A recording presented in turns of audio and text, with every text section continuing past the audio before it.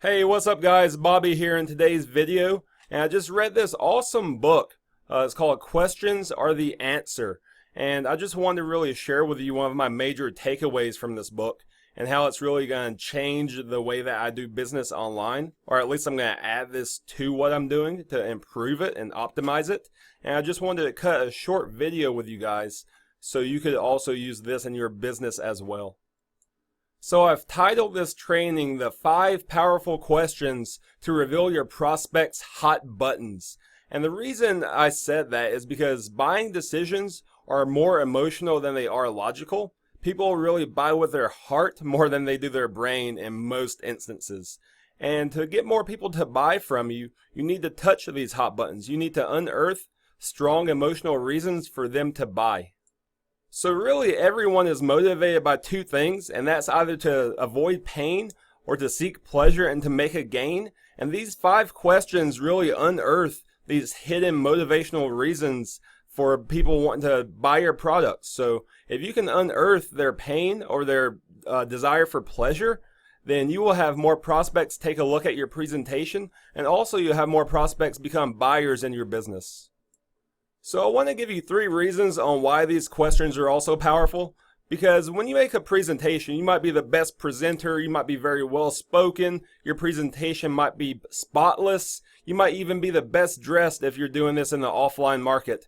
But if you present your presentation selling your reason, well, maybe your reason for joining network marketing or your business isn't necessarily their reason. So even if you sell that perfectly, then you're not going to resonate with them because it doesn't touch them on an emotional level. So you need these 5 questions built into your presentation so that you can unearth their reasons and you can actually sell their reasons back to them. And again, reason number 2, like I've already said, these really reveal their emotional motivation.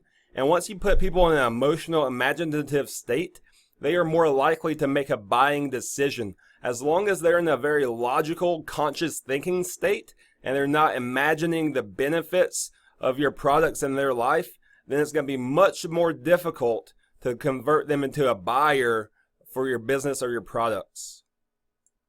And these questions also help lower the objection when you go in for the close, because even if you were to coincidentally sell them on their ideas, but you didn't unearth it and they didn't speak it, whatever you say, your prospect is going to have an objection for it. That's just human nature. The ego is there in the forefront of the mind to protect us, right? It's a survival instinct. So if you're telling them the reasons to buy, but they haven't come up with the idea themselves, then they're going to object just because that's human nature. But when you reveal their emotional motivation and they actually give you their reasons, and then you sell them on their reasons and their ideas, then they are much more likely to convert into a buyer, because we want to be right. We want to agree with ourselves. So if they said it, then they agree with it. But even if you were to say the same exact thing without their saying it first, it would be much harder, much more difficult to get them to agree with you. So in this book, the author really unearths a few reasons of why people join network marketing. So let's go into those right away. So why do people join network marketing? Many people join for extra income, for financial freedom, to have their own business, to have more spare time, to develop their skills and their person, to meet new people, to help people, and actually retirement and even leaving a legacy for their family. So let's say that you meet someone and you bring them to a presentation, and your presentation, like I said, is spotless. You're well dressed, you've practiced, you're very eloquent and well spoken. Your presentation just flows like a river, and I mean, it's spot on. You nail the call to action. They're very emotional, and you just know you have them. But your main motivation for network marketing is financial freedom. But theirs is not the same. Say they're more interested in meeting new people and actually helping people. So yes, they're going to be really charged up. They're going to go home. They're going to talk to their spouse about it. They're going to think about it. But when they wake up the next morning, they're going to be a cold prospect again, because you didn't reach them on their emotional level. You sold them on the idea of financial freedom, but they're just interested in meeting new people and being able to be a contribution. So you're not touching them on a way that's going to last long term. So the next day they're going to be even more cold than they were at the presentation. And in a matter of a few days or a few weeks, they might not even remember you or the presentation that you invited them to. So that is why you have to use these questions to unearth what their reasons might be. Because, like I said, your reason may not be their reason. So you need to speak to them on their level, using their language, and even selling them on their ideas. So let's go into what the 5 hot button questions are. So once you get people to see what the possible motivations are, you ask them to pick one, and I will show you that in a real life example below. But the 5 hot button questions is, what is your number 1 priority? And they'll respond. And then you ask them, why did you pick that one? And they'll respond. Why is that important to you? What other consequences of not having that opportunity? And once they tell you that, that's really a pain point. So you ask them, why would that worry you? So one thing that you should notice is that all of these questions are in an open-ended format using what and why, because that really engages people's emotional response. It gets them into an imaginative state, because if you ask them a closed-ended question like yes or no in the beginning of your presentation, it's really hard to recover from that, especially if you get a no. But when you ask them, what is your number 1 priority, they have to go into that thought process. They have to think about it. So it actually has them projecting themselves into their future. And once you get people doing that, you can really speak to their dreams and desires, or you can speak to solving their problems and their pains. So this is really important to focus on. You want to use these questions, and you want to make sure that they're in an open-ended format using what or why, or even when and how. So without any further ado, I'm going to jump into this real-life example here. So the names have been changed to hide the ID of the prospect. So if there's any representation of your likeness, it's purely coincidental. James is a very common name, so that's why I chose it. So here we go. So here's the start of the conversation. Me. So do you know the reasons that many people are motivated to join one of these companies? Talking about network marketing. And James says, working for yourself is one. So I agree with him by saying it is.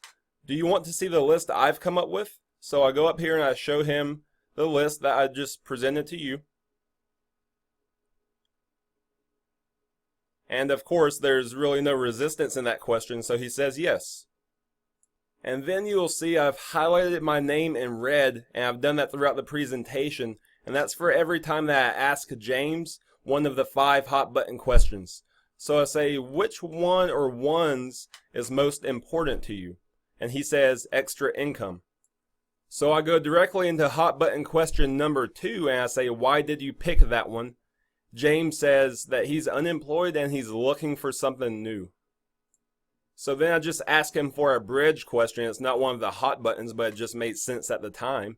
And I ask him how much income does he need to be okay. And he says about $4,000 per month would be nice. So then I enter into hot button question number 3, and I say, why is that amount important to you? James responds by saying, I think it's a good amount to start making. It'll give me more financial freedom. So you see here, he's talking about financial freedom, and his original answer was extra income. So he's giving me exactly what it is that he wants. So if I were to go up here and I were to talk about any of these other motivations, like having more spare time, or personal or skill development, or meeting new people, or helping people, or leaving a legacy, or retirement, it would not resonate with him. It would not be congruent to what he is looking for. And I could sell those ideas perfectly. But because it's not what he's looking for, it doesn't matter. If he's wanting a glass of Gatorade, but I sell him some ice cold water, and oh my gosh, this is the best water I've ever tasted, because he's looking for Gatorade, he's not going to be interested in what I have to offer. So the same thing with this. If he's looking for financial freedom, he's not going to be interested in any other motivation. So I need to make sure to put this in my closing statement when I get him to look at my presentation. So I'll go into hot button question number 4, and I say, what would be the consequences of you not getting to that point? And James responds by saying, being stuck in the same rut, not being able to travel, not having as much fun and pleasure, not being able to give to others. Why would those things worry you? I wouldn't say they worry me. I just haven't had enough of that in my life. So you can see that I've gotten James into a point where he's beyond conscious thought. He's in an imaginative state of mind. And I'm ready at this point to close him on the presentation so I can take him to the next level of exposure. I'm not trying to sell him the products or the business opportunity at this point. I just want him to see the presentation so he can make up his mind for himself whether or not he wants to go further in this process. So here's what I do. I say, that totally makes sense. And he responds, I don't even ask a question, but he responds saying, yeah, I'm just not realizing it. I don't know, it's hard to change what I've thought all my life. But you only have one life, no reason being unhappy. So here my closing statement. You'll notice a few things. I'm going to go through it right quick and I'll point out things as I get to them. Well, I have a network marketing business that I just started. It's health and wellness products, and remember you said that you like to work out, so this may interest you. So see there in that part, when I first met James and I was building rapport with him and getting to know who he is as a person, he revealed to me that he enjoys working out, going to the beach, eating good and healthy food. So my business opportunity, being a health and wellness business, is congruent with that. So I wanted to add that in there saying, hey, yes, I remember this about you. And because I'm doing something similar, you might be interested in it. And then the next statement is, if you want to check it out, then great, but no big deal if not. And the reason I say it like that, yes, I want to make it very clear that I'm offering him something, but it's a non-commitment statement, because when a prospect feels as if you're so committed to the outcome that they just have a dollar sign on their head and that you don't want to get to know them as a person, it's a very big resistance builder. So you want to let them know that, hey, if you want to check it out, then great, but no pressure, man. Like, I just want to be your friend regardless. So if you don't want to check it out, then it's no big deal. So in my last statement, I say it's a great opportunity to earn the amount of income you want, to be able to give more and travel more, which is some of the reasons that he gave me in some of our previous conversation that I just showed you. So then I say, I just thought I'd offer ... Let me know if you'd like to take a free tour and check out the video. And James says, okay. Which, that's really the point of network marketing. It's not the point of selling or recruiting, but it's getting people to a presentation so you can take them from exposure to exposure to exposure until they reach what Eric Worre calls high noon, and they're ready to join your opportunity or buy your products. And that might not happen right away, and it might never happen. But you need to handle people in this sort of way so that there's no awkwardness in your relationship later on.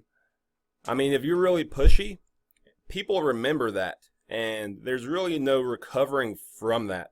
So you want to make sure you handle it in a very professional way and not as amateurs do, by pitching and just selling and just slinging their opportunity and links all over the place. So James ended up not joining my opportunity. However, we can remain friends without that slimy awkwardness I just talked about, because I didn't try to coerce him, and I was very professional even when he told me no. And you never know what the future may bring, so always treat everyone that you talk to in your prospecting with respect. So guys, I hope you enjoyed this training today. If you did, give me a like or share it to your personal profile. Share it with your team. Subscribe to my YouTube channel. And if you would like to see more great trainings like this, then I ask that you just join my newsletter. I will leave a link to my newsletter in the bottom of this description, so you can go check it out. I send out great trainings on marketing information 7 days a week, 365 days a year. So if you enjoy this training, I suggest that you get on my newsletter so you can see other great information as well. All right, have a great day, and God bless.